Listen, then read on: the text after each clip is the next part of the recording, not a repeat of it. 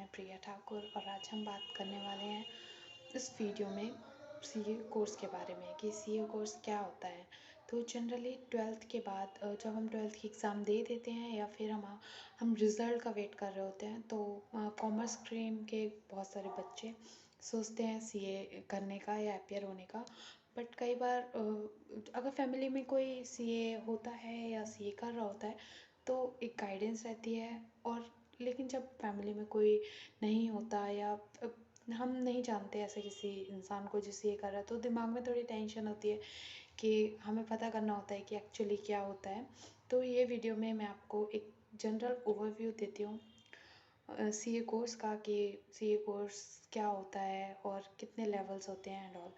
तो ये वीडियो आप सबको आई होप हेल्प करेगा। और ऑल्सो जो हमारे दूर के चाचा बुआ और मामा मामी जो सब पूछते हैं कि सीए क्या होता है, सीए बीए जैसा होता है या फिर आप किस कॉलेज से सीए कर रहे हैं, तो उन सब चाचा बुआ नाना और नानी को बताने के लिए कि बिल्कुल नहीं, सीए और बीए में बहुत फ़र्क है और सीए के लिए हम कॉलेज जाने की ज़रूरत नहीं होती। तो आइए शुरू करते हैं। तो दोस्तों, चार्टेड अकाउंटेंट्स ऐसे प्रोफेशनल्स होते हैं जो इकोनॉमी के वेरियस सेक्टर्स में काम करते हैं। जैसे एक बिजनेस एंटिटी को एक सीए क्या सर्विसेज दे सकता है, एक सीए सर्विसेज दे सकता है फाइनेंशियल मैनेजमेंट की, टैक्स रिटर्न्स, टैक्सेशन से रिलेटेड एंड ऑडिटिंग से रिलेटेड। तो ये सारी फाइनेंस से रिलेटेड सर्विसेज एक सीए प्रोवाइड करता है। और सीए की डेजिग्नेशन हमें मिलती है बहुत मेहनत करने के बाद हमारे डियर डियर डियर आईसीआई यानी the institute of chartered accountants of India से। तो इसके लिए सबसे पहले आपको करना होता है इंस्टीट्यूट आईसीआई के अंडर आप खुद को एनरोल, जहाँ से आपको मिलता है एक रजिस्ट्रेशन नंबर और जिसके बाद आप अपनी सीए जर्नी स्टार्ट कर सकते हैं। तो दोस्तों, सबसे पहले आपको क्लियर करना होता है इसका एंट्रेंस कह सकते हैं उसको, जिसे हम बोलते हैं first level of CA exam, जिसे हम बोलते हैं फाउंडेशन कोर्स, जिसको पहले हम सीपीटी के नाम से भी जानते थे बट अब कुछ टाइम से इसको फाउंडेशन कोर्स का नाम दे दिया गया है। तो इसमें आपके होते हैं 4 सब्जेक्ट्स ऑफ 100 मार्क्स ईच। तो सीए फाउंडेशन आपको एक बार में 4 सब्जेक्ट क्लियर करने होते हैं। तो उसके बाद आप फाउंडेशन क्लियर करने के बाद आपका आता है सीए इंटरमीडिएट। तो इन सीए इंटरमीडिएट में आपको क्या करना होता है, आपके 2 ग्रुप्स होते हैं, 4 सब्जेक्ट ईच। मतलब फर्स्ट ग्रुप में आपके 4 सब्जेक्ट रहते हैं और उसके बाद सेकंड ग्रुप होता है जिसमें 4 सब्जेक्ट रहते हैं और ये होते हैं 100 मार्क्स ईच के। तो इसको आपके पास ऑप्शन होता है कि आप एक एक ग्रुप करके भी निकाल सकते हैं और आप बोथ ग्रुप एक साथ दे सकते हैं। मतलब आप चाहें तो पहले 4 सब्जेक्ट क्लियर कर लें, उसके बाद फिर 4 सब्जेक्ट क्लियर कर लें, और आप चाहें तो आठों के 8 सब्जेक्ट आप एक साथ दे दें डिपेंडिंग अपॉन योर प्रिपरेशंस। तो उसको क्लियर करने के बाद क्या आप दे सकते हैं फाइनल्स? जी नहीं, आप इतनी जल्दी फाइनल्स नहीं दे सकते। आपको करनी पड़ती है 3 साल की आर्टिकलशिप, यानी कि किसी सीए के अंडर आपको प्रैक्टिकल ट्रेनिंग लेनी होती है और आपको प्रैक्टिकल सारा काम जो एक सीए करता है, जैसे मैंने आपको बताया था ऑडिट एंड टैक्सेशन, रिटर्न कैसे फाइल करते हैं, रजिस्ट्रेशंस कैसे करते हैं, और ये सारी चीज़ें आपको एक सीए के अंडर काम करके आप सीखते हैं, जो कि आपकी लाइफ में, सीए लाइफ में, प्रोफेशनल लाइफ में सबसे ज़्यादा काम आने वाली चीज़ें होती हैं।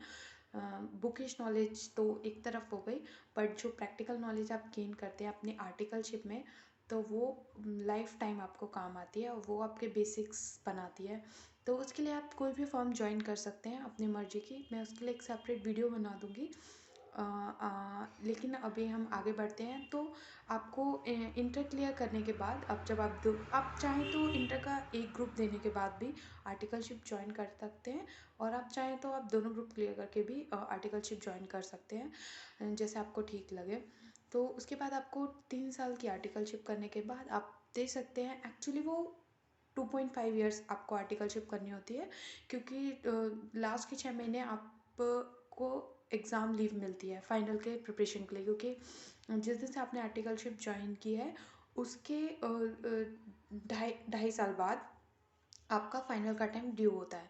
तो अगर आपने आर्टिकलशिप में एक भी छुट्टी नहीं ली है तो क्योंकि वो छुट्टियां काउंट होती हैं, आपको आपको 180 डेज यानी 6 महीने की छुट्टियां अलाउड होती हैं, तो आप उसको कैसे यूटिलाइज कर सकते हैं वो आप पे डिपेंड करता है। बट वो बेसिकली मेनली होता है कि जो लोग जिनकी एक भी छुट्टी नहीं होती है और जो बोथ ग्रुप क्लियर करके आए हुए होते हैं, तो वो उसको अपने फाइनल की छुट्टियों के लिए यूटिलाइज़ करते हैं। तो उस तरीके से आपको 2.5 साल की ही ट्रेनिंग होती है वो, उसके बाद आप फाइनल का एग्ज़ाम दे सकते हैं।